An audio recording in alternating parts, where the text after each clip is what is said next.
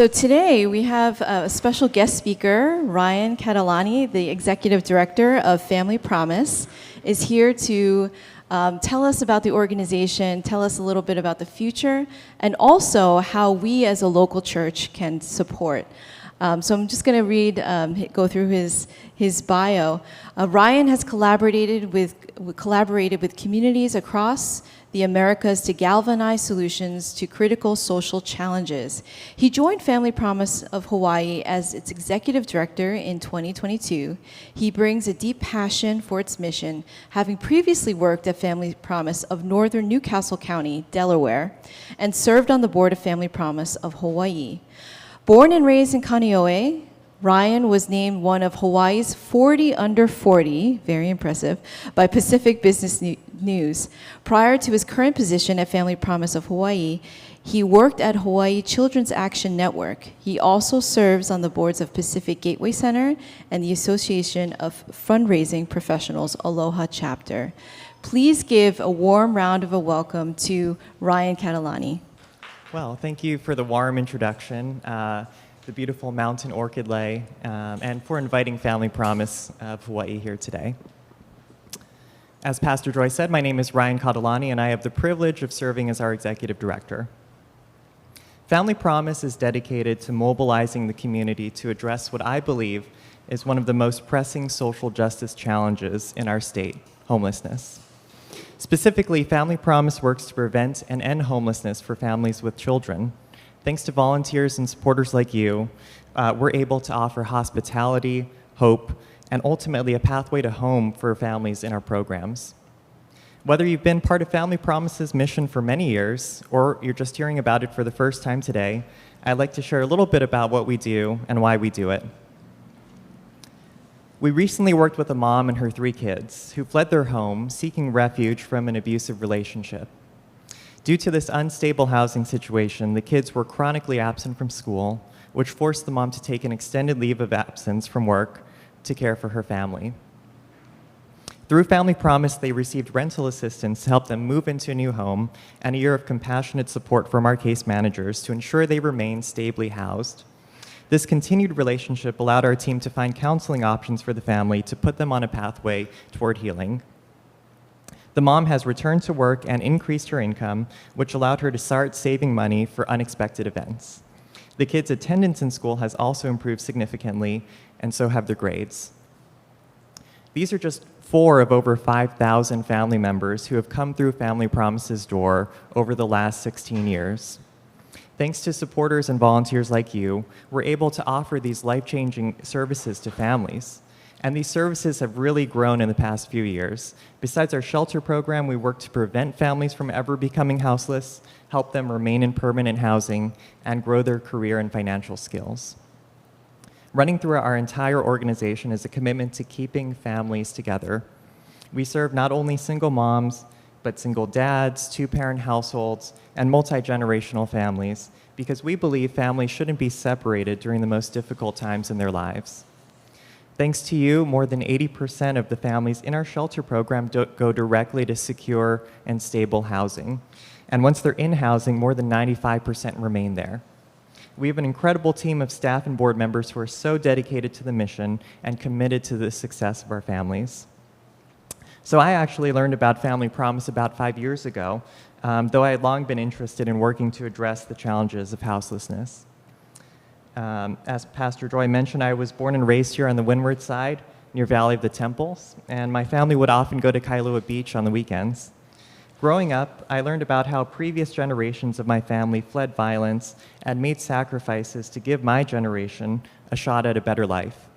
My mom's side of the family, which is Japanese, faced internment, and my dad's parents were refugees from the Dutch East Indies, which is now Indonesia, escaping upheaval in World War II.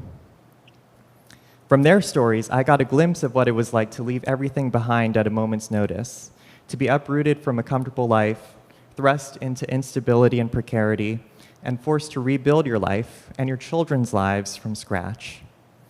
My dad, for example, was born less than 6 months after his parents were resettled in Salem, Oregon, under the sponsorship of a local church, not too different from yours. They were the first refugees the church had ever sponsored.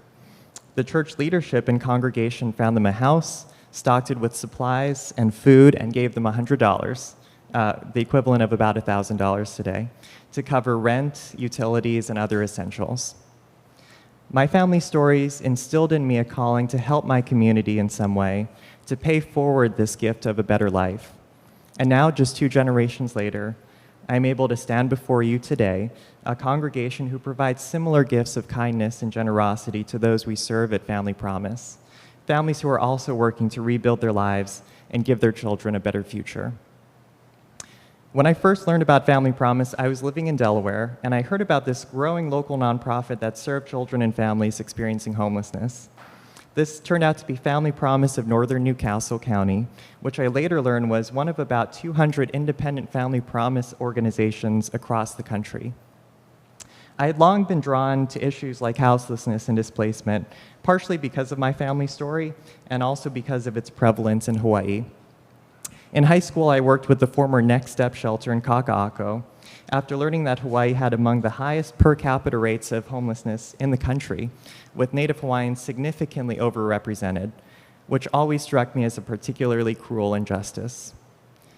I then went off to college in Boston, where I worked with immigrants, refugees, and internally displaced communities, largely in and from Latin America, who wanted to reclaim and reframe the narrative around immigration and displacement. Like my grandparents, many of them were professionals in their home countries. But to protect their families from violence and to give their children a shot at a more prosperous future, they gave up their careers, made treacherous journeys north, and started all over in the US.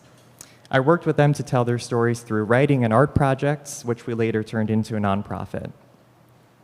One of the most consistent themes running through these storytelling projects was a desire to recover a shared sense of humanity, to go beyond stereotypes and to recognize the dignity and worth of every person.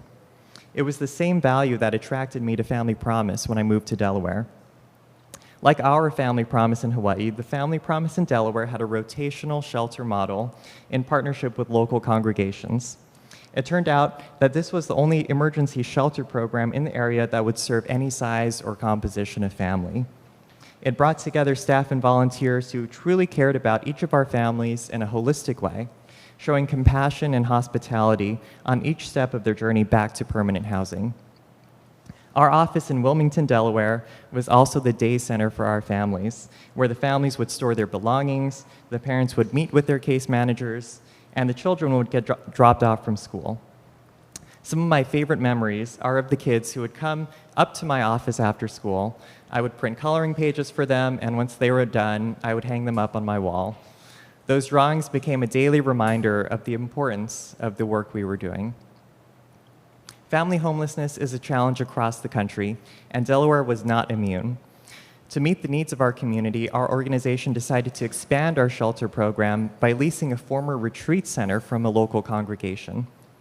Like the Family Promise here in Hawaii, the Delaware organization started out by providing shelter to families through partnerships with the faith community.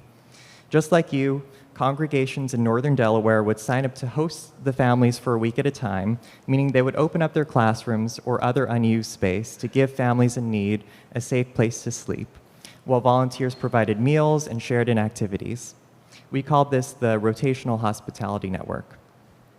As we added the new shelter site in Delaware, we kept the traditional rotational network going, so we more than doubled our capacity. At the new site, we continued to partner with the faith community, but instead of families rotating to different congregations, those congregations would rotate to the families. They would still sign up for a week at a time and perform most of the same volunteer roles, just at our facility instead. This gave us the opportunity to partner with smaller congregations and even other organizations like schools and local businesses, which wouldn't have had the space to host families.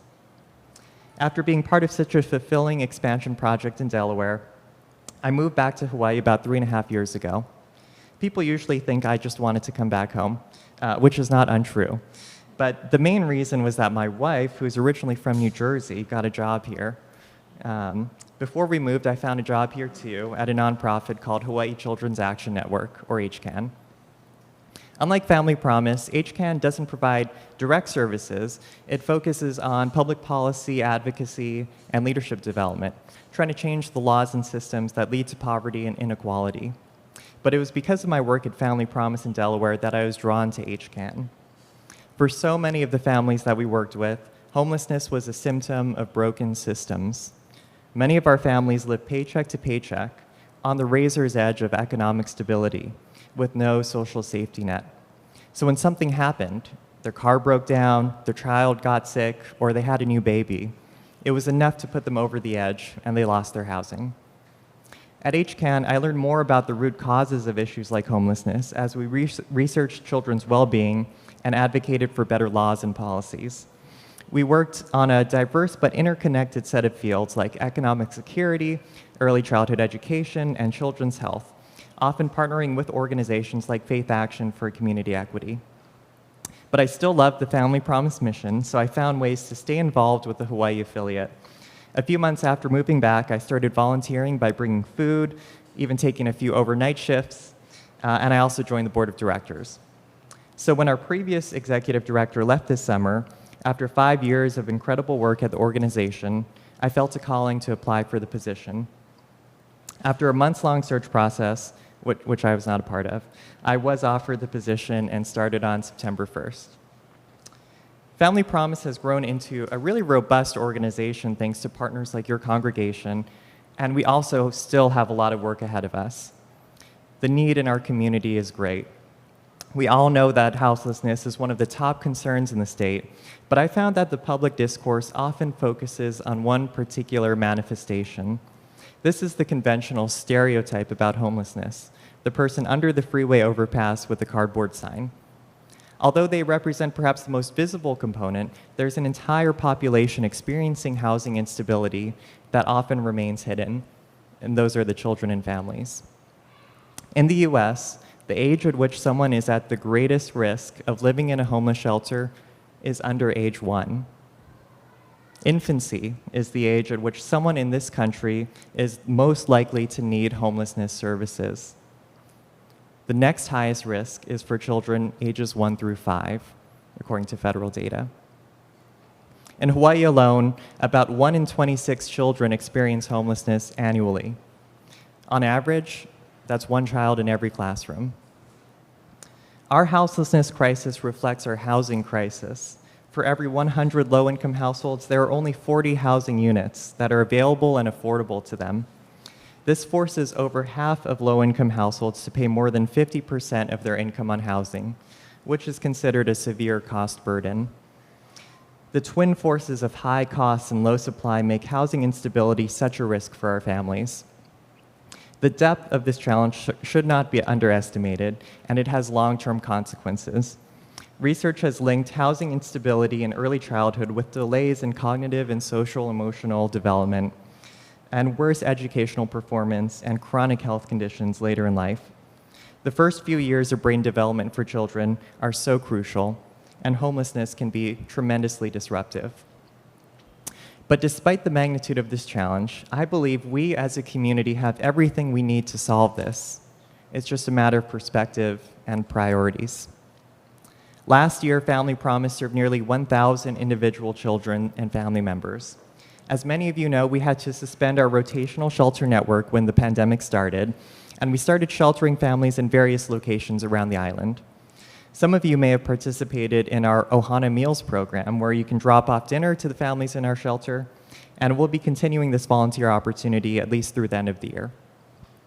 Our next big project is acquiring a permanent facility for our emergency shelter program. Once that's up and running, I hope to bring back more regular volunteer opportunities and partner with congregations like yours to host a week there, similar to what we did in Delaware. That will just be our first step. To truly meet the community's need, to help get our children back into stable housing, we'll need to continue expanding all of our programs, from our emergency shelter to our rental assistance to our comprehensive case management. We'll need to raise awareness of family homelessness, learn more from communities like Pu'uhonua o Waianae, and stand up for systemic solutions at the City Council and State Legislature. And then, maybe one day, if we're truly successful in our mission of preventing and ending homelessness for families, I'll be out of a job, since our community would no longer need Family Promises services. But it will require all of us working together, channeling our collective time, resources, and goodwill to give Hawaii's children a better future. You can volunteer with our Ohana Meals program, join our Picnic with a Promise fundraiser next month, join our board or board committee, or come and talk stories sometime if you have other ideas to help our community.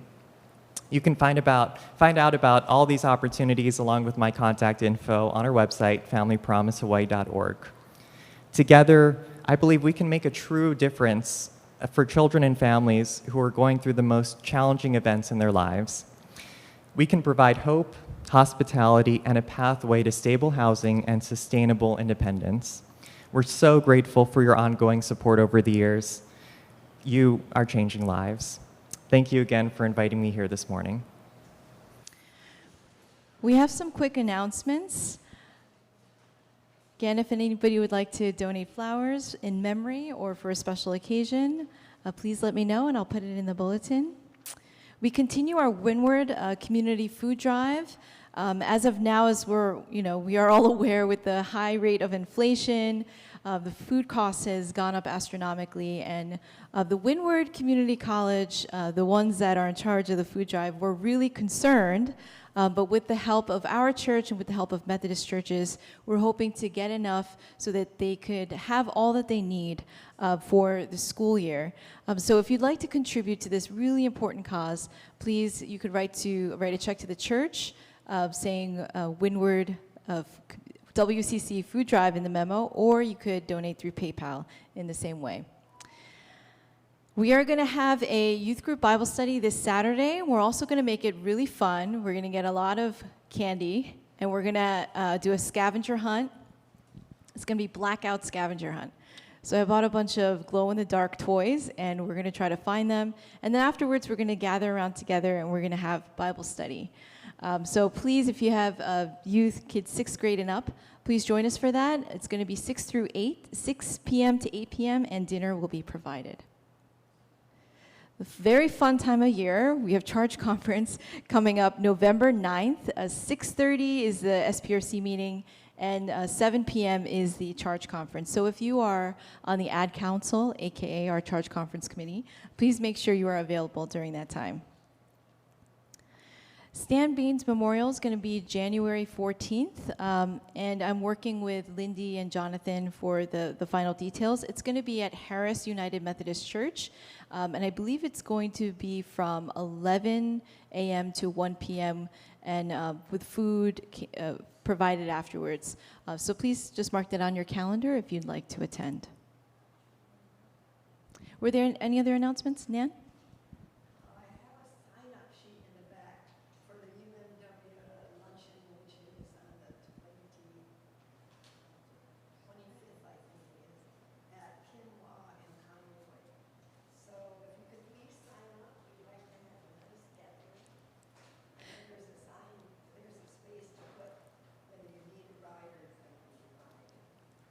Okay, UMW is going to have a luncheon on the 25th.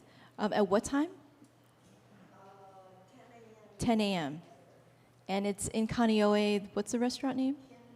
Quinoa. Okay. So please sign up, and also if you need a ride, please sign that up on the sign-up sheet. Wonderful. Deanna?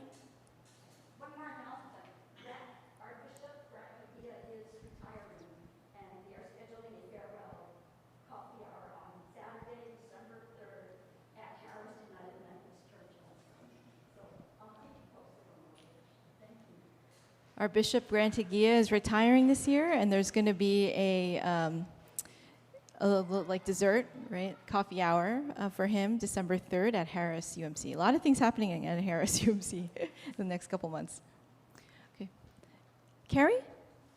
Yeah, we need to schedule an SPRC meeting, and with that, if we could see all SPRC members right after the service, and we'll talk about that. If you are in the SPRC, please stay right after service so we can schedule a quick meeting in time for a charge conference.